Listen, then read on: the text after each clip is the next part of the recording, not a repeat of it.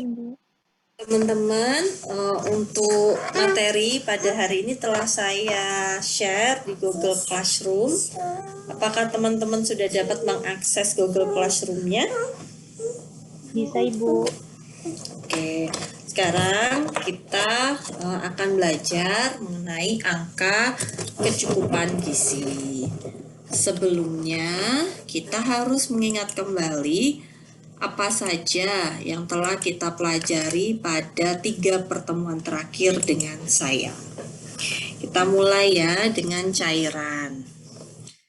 Teman-teman, kenapa kita membutuhkan air putih minimal 8 gelas sehari?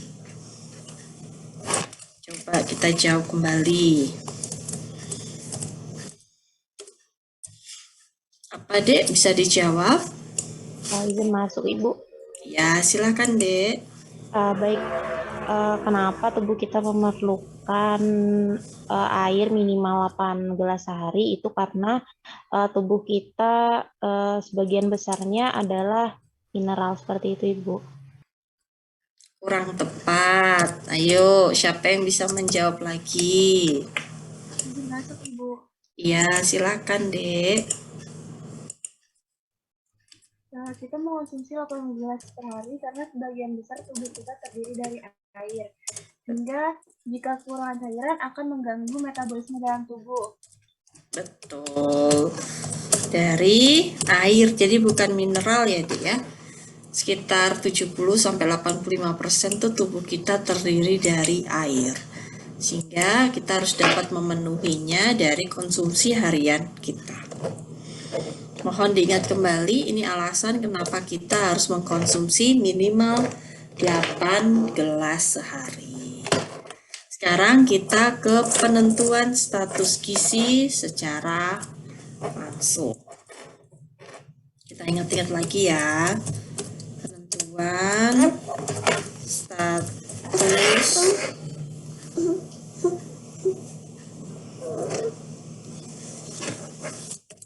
gizi secara langsung. Apa saja penentuan status gizi secara langsung, teman-teman?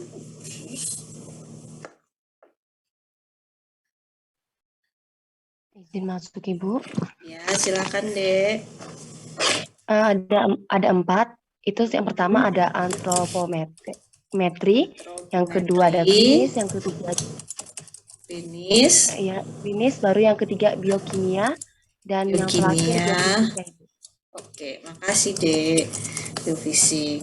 Sekarang, kalau teman-teman saya nanya lagi, kalau mengukur lingkar lengan atas atau lila, itu masuk di mana?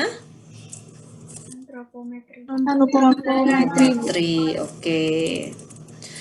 Kalau pengukuran HB dengan menggunakan pengukuran HB pada darah untuk mengetahui anemia atau tidak, pakai apa, Dek? Metodenya? Biokimia, Ibu. Kalau untuk mengetahui kecukupan yodium dalam urin, untuk mengetahui adanya gangguan akibat kekurangan yodium atau GAKI, pakai metode apa, Dek? Biokimia, Ibu. Biokimia yodium di urin. Kalau untuk mengetahui, wah ini marasmus, ini kwashiorkor, ada odem atau enggak ya, mulutnya moon face atau enggak ya, kepalanya old face atau enggak ya, itu masuk di mana, Dek? Klinis, Ibu. Klinis.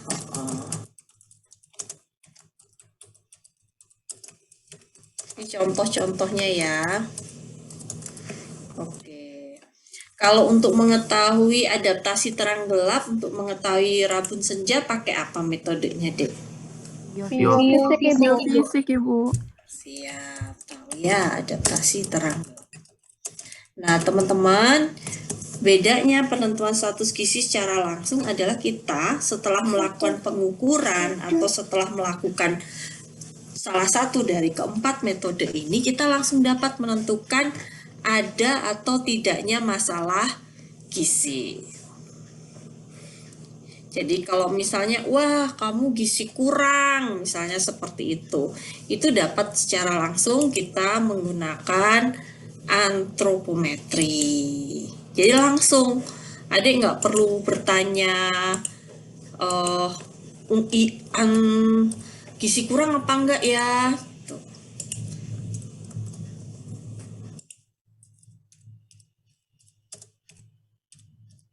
Ya dek ya. Jadi kalau misalnya saya laporan dulu karena hari ini saya harus rapat jam 1, tapi saya mau izin telat. Tadi adik saya laporan, mohon maaf izin telat.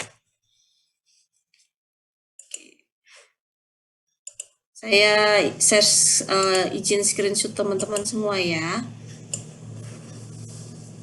Kasih teman-teman. Nah, tadi mana ya PPT-nya saya? Nah, oke.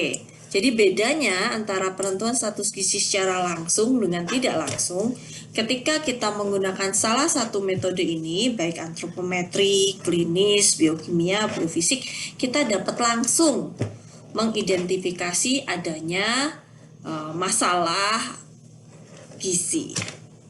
Jadi kalau misalnya teman-teman mau mengatakan, wah kamu berat badan kurang, berarti kan kita melakukan pengukuran berat badan dan tinggi badan. Itu pakai metode apa?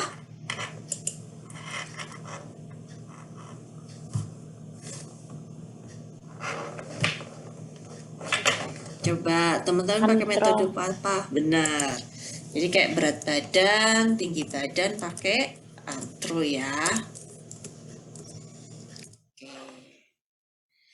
Jadi kita langsung dapat mengetahui bahwa kamu status gizinya baik, kamu status gizinya kurang, kamu kelebihan gizi, itu bisa semuanya. Nah, berbeda dengan kalau metodenya adalah penentuan status gizi tidak langsung. Ini pertemuan kita kemarin ya, Dek, kita review lagi. Terus gizi tidak langsung. Kalau teman-teman nanti biasa disingkat itu penentuan status gizi itu dengan PSG. Jadi kalau di gizi ada singkatan PSG, itu artinya penentuan status gizi tidak langsung. Nah kalau tidak langsung kita nggak bisa langsung menentukan kamu gizi kurang, kamu gizi lebih, kamu anemia, kamu gaki, kamu kurang vitamin A, nggak bisa. Karena dia tidak tahu ini status gizinya apa. Dia hanya menduga penyebab dari masalah gizi itu.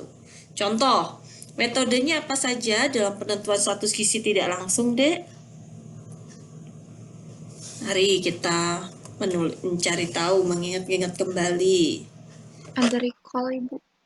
Nah, recall itu masuk metode apa, Citra? Konsumsi individu, Ibu. Konsumsi individu itu masuk dalam metode apa? Survei konsumsi makanan, Ibu. Iya, betul. Jadi ada namanya survei konsumsi makanan. Setelah itu ada metode apa lagi, Dek? Ada metode cepat. Apa, Nilu? Statistik vital. Apa, Angel? Statistik vital, Ibu. Statistik vital, oke. Statistik. Terus kemudian apa lagi? Faktor ekologi. Oke, benar. Nah, ini semua metode-metode ini kita tidak bisa secara langsung mengatakan bahwa orang ini kekurangan gizi. Orang ini gizinya baik, nggak bisa. Contoh misalnya dengan survei konsumsi makanan, kita hanya mengetahui bahwa mereka kurang konsumsi vitamin, mineral, seperti itu. Tapi kita tidak bisa menyatakan bahwa orang tersebut kurang gizi. Kita cuma bisa mengatakan bahwa kekurangan konsumsi zat gizi tertentu. Ya, jadi tadi seperti Citra mengatakan ada recall, Ada food frequency questionnaire, ada record, ada weight gain, banyak sekali. Nah, untuk recall itu kuantitatif, atau artinya kita mampu menghitung konsumsi individu ataupun rumah tangga ataupun masyarakat secara kuantitatif. Artinya kita mengetahui jumlah konsumsi harian zat gizi tertentu. Berbeda dengan food frequency questionnaire. Kalau food frequency questionnaire itu kualitatif. Kita hanya dapat mengetahui frekuensi konsumsi harian ataupun bulanan, tergantung pada tujuan penelitian.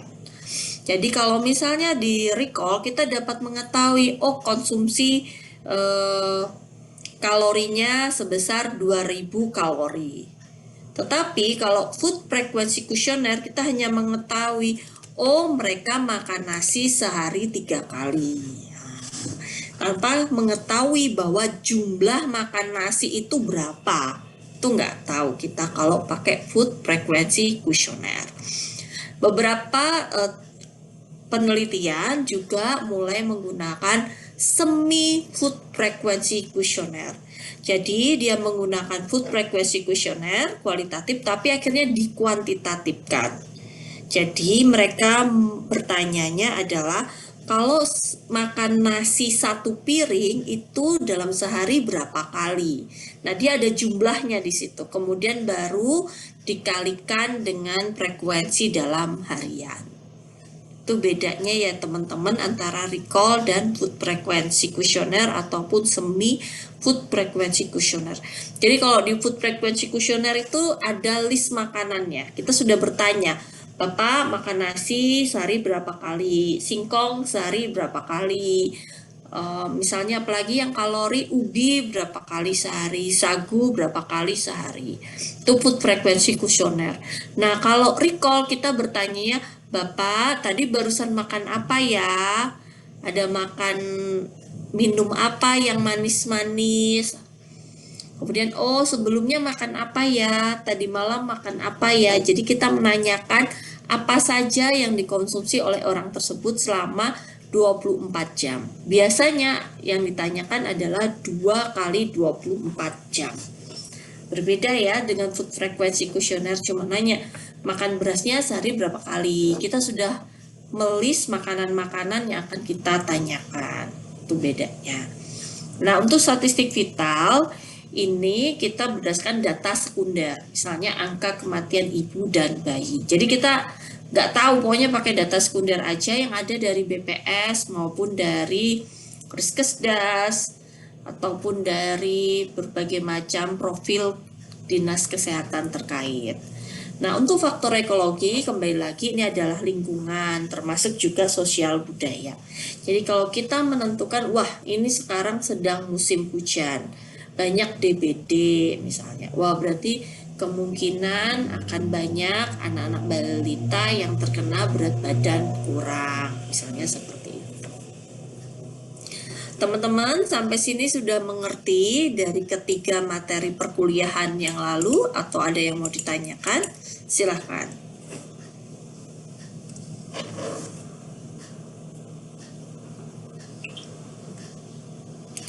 Diam artinya mengerti ya. Kalau gitu saya lanjut ke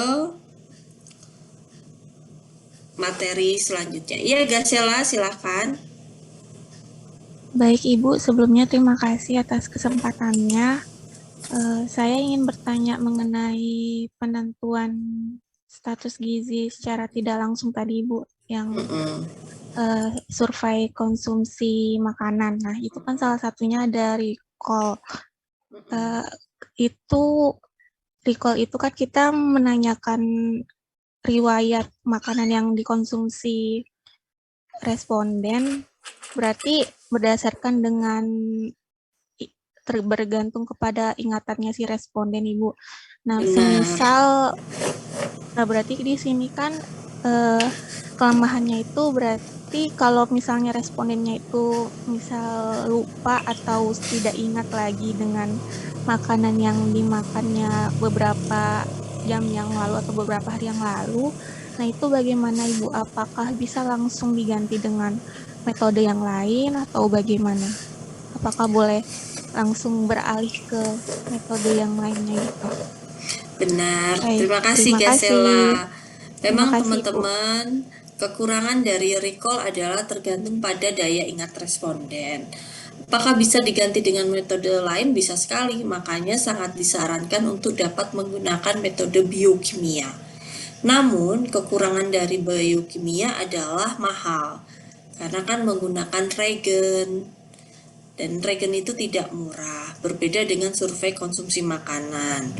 Nah, ketika kita memiliki keterbatasan penelitian dalam jumlah pendanaan, maka sangat memungkinkan untuk mengetahui kecukupan gizi seseorang dari survei konsumsi makanan. Caranya gimana? Berarti yang harus dilakukan sebelum bertanya kepada responden, penanyanya atau biasa dikatakan enumerator itu harus dilatih terlebih dahulu. Itu yang pertama. Jadi harus ada pelatihan enumerator. Yang kedua, harus digunakan standar kuesioner yang ada.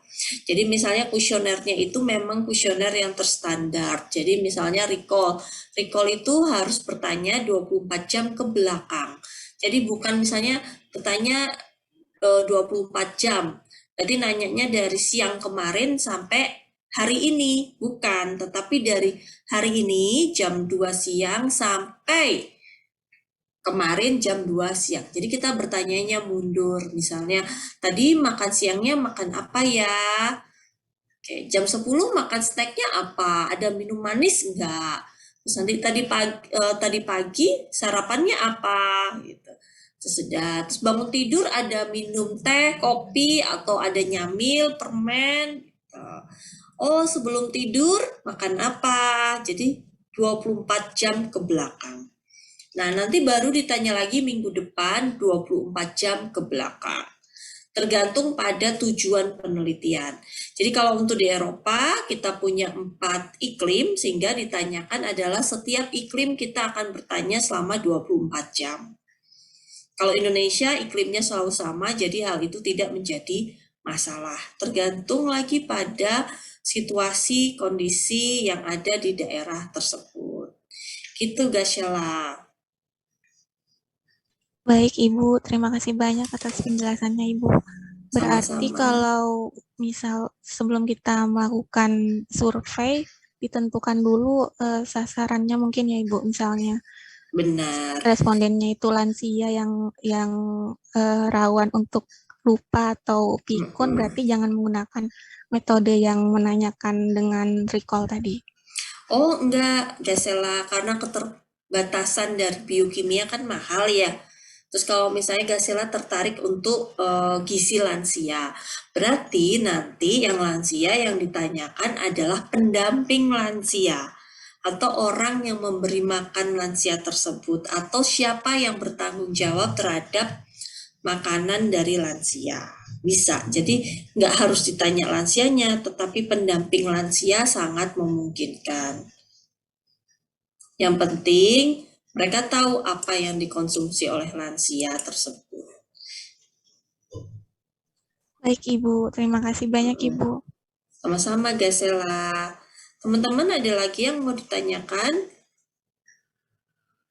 Alhamdulillah ya teman-teman, ternyata tadi saya memantau, dapat laporan bahwa di gedung perkuliahan ini daya listriknya sedang turun karena gangguan dari PLN. Jadi memang untuk hari ini dan besok pembelajaran akan full online, atau bagi yang mau luring dapat menggunakan fasilitas di gedung laboratorium. Itu sekilas informasi dari kami. Oh iya teman-teman, barusan juga kemarin alhamdulillah FKM memiliki guru besar pertama, yaitu Profesor Dr. Iwan M. Randan selaku dekan kita. Jadi alhamdulillah FKM sudah memiliki 1, Dan insya Allah kami akan terus berupaya agar selalu dapat MKM lebih baik. Mohon doanya rekan-rekan semua, karena kita semua berjuang untuk akreditasi A. Dengan akreditasi A, lulusan akan memiliki pilihan pekerjaan yang lebih baik.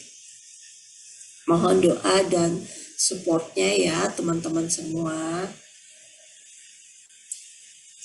Sekarang kita ke bentar ya teman-teman. Mohon maaf, ini saya lagi tidak baik kondisinya. Teman-teman, sekarang kita akan belajar mengenai angka kecukupan gizi ya. Tadi kan kita udah belajar mengenai survei konsumsi makanan. Nah, untuk mengetahui apakah makanannya cukup atau tidak, itu kita membandingkannya dengan angka kecukupan gizi. Nah, referensi yang saya gunakan dari angka kecukupan gizi adalah dari Peraturan Menteri Kesehatan. Kita akan membahas mengenai pengertian, tujuannya, dan bagaimana sih angka kecukupan gizi. Pengertiannya, jadi kalau nanti melihat teman-teman angka kecukupan gizi ini, setiap golongan usia itu akan berbeda. Jenis kelaminnya juga akan berbeda. Ini masih lama, ini ya 2004. Gambarnya masih kurang tepat. Nah, angka kecukupan gizi itu adalah nilai. Yang namanya angka kan nilai. Jadi nilai yang menunjukkan kebutuhan rata-rata zat gizi tertentu yang harus dipenuhi setiap hari oleh semua orang dengan karakteristik yang berbeda, umur, jenis kelamin, tingkat aktivitas fisik, kondisi fisiologis seperti menyusui ataupun hamil. Itu akan berbeda. Ini semua materi yang saya sampaikan sebenarnya ada dalam Permenkes nomor 28 tahun 2019. Jadi materi ini semuanya berasal dari Peraturan Menteri Kesehatan. Jadi teman-teman silakan mendownload di Google Classroom-nya, karena materi saya itu intinya ada di Permenkes nomor 28 tahun 2009. Nah, sekali lagi, untuk apa sih angka kecukupan gizi? Supaya kita tahu tingkat konsumsi. Oh, berarti ini adik ini konsumsi energinya cukup, proteinnya cukup. Oh, proteinnya kurang. Itu dapat kita gunakan, standarnya adalah angka kecukupan gizi. Nah, karena kita sudah tahu angka kecukupan gizi, maka kita dapat melakukan juga mengevaluasi, merencanakan konsumsi untuk ketersediaan pangan di nasional. Jadi kita bisa tahu, wah, ini kebutuhan proteinnya orang Indonesia tidak memenuhi angka kecukupan gizi. Berarti apa yang harus dilakukan? Nah, bisa juga ini bahwa angka kecukupan energi bagi masyarakat Indonesia itu adalah 2100, sedangkan protein adalah 57 gram per orang per hari. Ini hanya rata-rata ya, teman-teman semua. Nah, manfaatnya apa? Nih, untuk menghitung kecukupan gizi penduduk di daerah, untuk pedoman konsumsi pangan, untuk konsumsi pangan penduduk dengan karakteristik tertentu, untuk kebutuhan pangan bergizi pada masyarakat institusi, situasi darurat, maupun acuan label gizi. Jadi teman-teman, kalau teman-teman menjadi ahli gizi atau menjadi ingin memiliki sebuah industri pangan, misalnya mau jadi entrepreneur, misalnya mau buat catering. Nah, untuk membuat catering, apa sih bedanya cateringnya milik SKM sama yang non SKM? Adik bisa mengatakan di label kotak adik bahwa jika mengkonsumsi satu kotak ini, maka berapa persen dari angka kecukupan gizi yang ada. Adik bisa melakukannya, jadi dapat melakukan perencanaan menu supaya bisa memenuhi angka kecukupan gizi yang dianjurkan. Jadi untuk atlet, adik bisa, untuk rumah sakit, nanti kalau rumah sakit ada diet-diet tertentu ya, untuk yang orang sehat aja dulu, itu bisa. Atau situasi darurat, misalnya ada bencana dan kita harus memberikan pelayanan dapur umum. Nah, untuk dapur umum kan masakan apa aja yang dia masak itu harus ada perencanaannya. Nah, ini adik bisa menggunakan bahwa yang adik hitung itu sudah memenuhi angka kecukupan gizi. Misalnya untuk asrama, anak siswa-siswa di asrama, pesantren, panti, itu bisa menggunakan perencanaan menu yang disesuaikan dengan capaian angka kecukupan gizi. Nah, teman-teman kalau misalnya makan makanan kemasan, coba lihat deh labelnya. Kan ada tertulis 100 gram itu telah mencapai berapa persen dari AKG. AKG-nya adalah 2100. Makanya di sini ada katanya acuan label gizi. Nah, ini untuk mutunya, produk olahan, garis kemiskinan, dan juga biaya minimal, upah minimum, dan lainnya. Ini ternyata sangat mempengaruhi. Ini adalah contoh untuk laki-laki di Indonesia. Jadi sekarang saya ingatkan kembali, semuanya ini ada di Peraturan Menteri Kesehatan Nomor 28 Tahun 2019. Jadi kita harus memperhatikan prinsip dari AKG tersebut. Untuk misalnya contoh, ini aktivitas ringan, sedang, berat akan berbeda kalorinya. Kan karena tergantung pada aktivitasnya. Usianya berapa akan berbeda. Nah, oleh karena itu dengan adanya peraturan nomor 23 tahun 2019, maka peraturan menteri tahun 2013 ini sudah tidak digunakan kembali. Jadi teman-teman mohon untuk tidak menggunakan peraturan menteri ini ya, tapi kembalilah kepada peraturan menteri tahun 2019.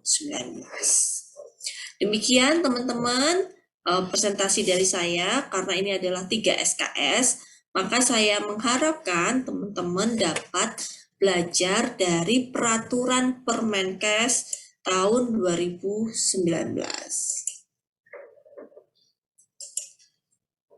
Saya coba share screen yang lain ya. Ntar.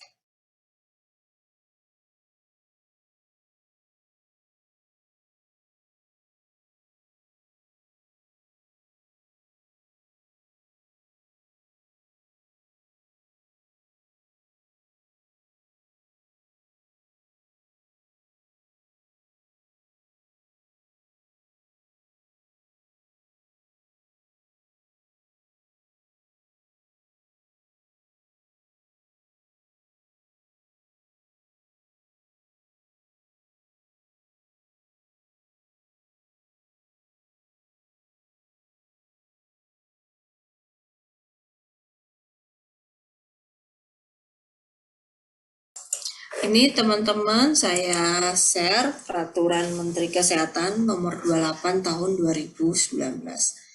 Nah, di sini apa yang saya katakan tadi dalam PowerPoint saya itu semuanya mengambil dari pasal-pasal di Permenkes ini ya teman-teman. Di sumbernya. Nah, jika kita melihat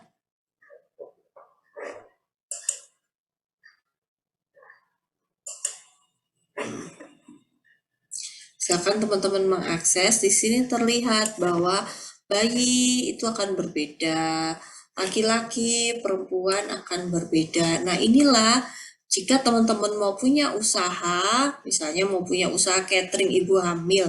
Nah, Anda harus bisa mengatakan bahwa jika mengkonsumsi makanan yang Anda sajikan dalam satu hari itu mampu memenuhi angka kecukupan gizi. Itu salah satu contoh. Atau Anda dapat mengatakan berdasarkan survei konsumsi makanan ataupun Anda menggunakan recall bahwa kecukupan protein dan kalorinya sudah mencukupi atau kurang. Jadi misalnya adik mau meneliti tentang hubungan konsumsi protein dengan stunting.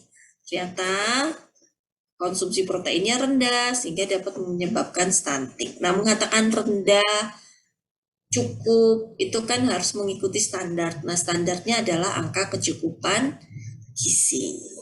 Itu deh.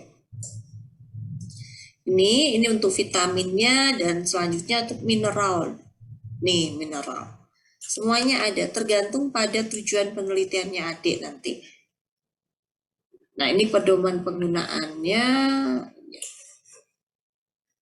Demikian teman-teman. Mohon untuk tugas selanjutnya adalah mempelajari Permenkes ini. Dibaca, dipahami peraturan Menteri Kesehatan Republik Indonesia nomor 28 tahun 2019. Demikian teman-teman, jikalau ada yang mau ditanyakan silakan.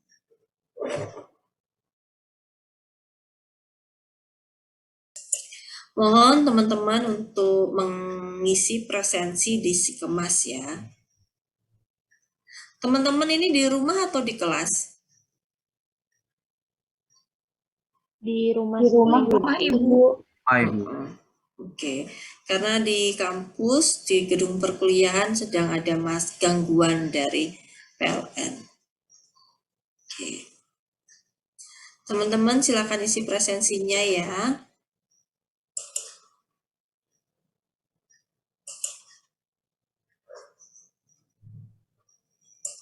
Jika ada yang mau ditanyakan, dipersilakan. Jadi apa yang kita bahas ini sesuai dengan penentuan status gizi secara tidak langsung.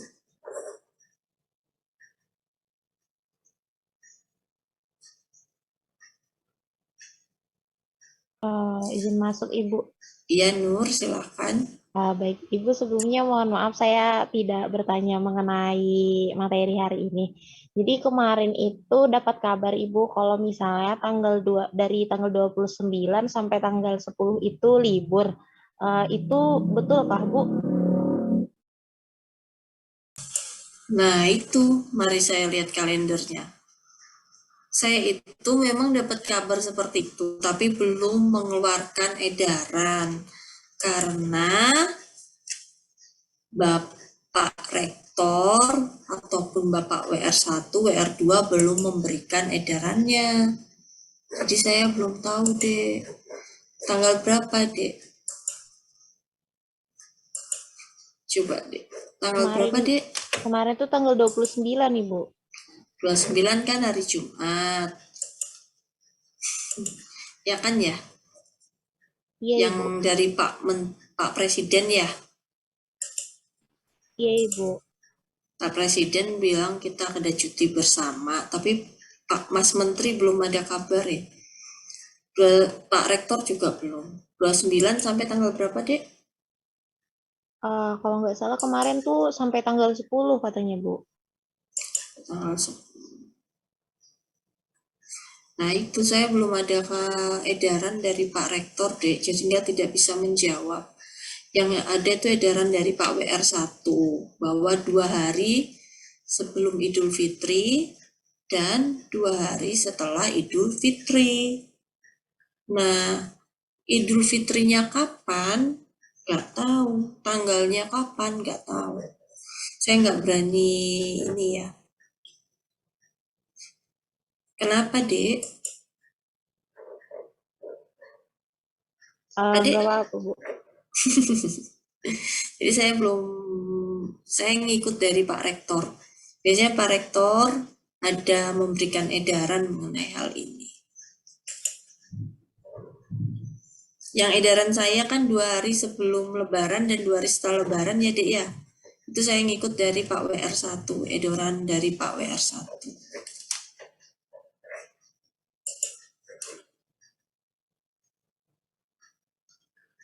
Demikian. Teman-teman ada lagi yang mau ditanyakan? Teman-teman kalau mau mudik silahkan didiskusikan dengan dosen pengajarnya. Kalau semuanya bisa daring kan kalian bisa mudik. Silahkan diatur. Kalau Bu Ranti tidak bisa mengatakan bahwa silahkan mudik, nggak bisa. Jangan sampai itu tertulis. Karena melanggar dari peraturan. Silahkan diskusikan dengan para pengajarnya masing-masing.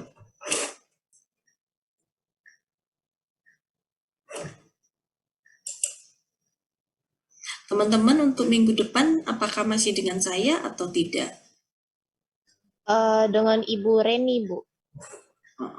Nah, silakan ditanyakan ke Bu Reni, nanti maupunya Bu Reni bagaimana. Ya. Teman-teman ada yang mau ditanyakan lagi?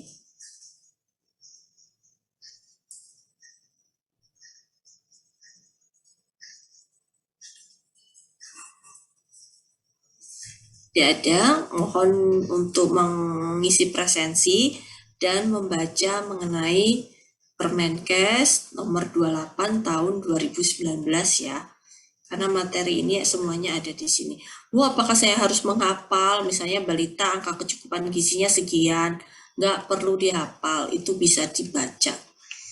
Minimal kalau kalian mau buat produk makanan, kalian udah tahu produk makanan kalian itu berapa kalori. Minimal kalau nanti melakukan survei konsumsi makanan, kalian punya kesimpulan ini rendah, ini cukup, ini normal, itu ngikutin dari apa? Dari angka kecukupan gizi. Nggak perlu dihafal tabel-tabelnya, nanti kalau butuh tinggal dibuka lagi peraturannya. Minimal kalian tahu, oh kalau balita laki-laki usia 1-2 tahun pakai yang mana ya, halaman berapa ya, itu aja cukup.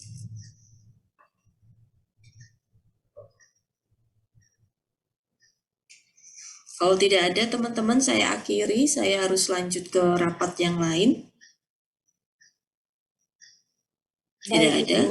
Oke, saya akhiri teman-teman. Wassalamualaikum warahmatullahi wabarakatuh. Waalaikumsalam warahmatullahi wabarakatuh. Terima kasih banyak, Ibu. Sama-sama adik-adik, sehat-sehat semua ya.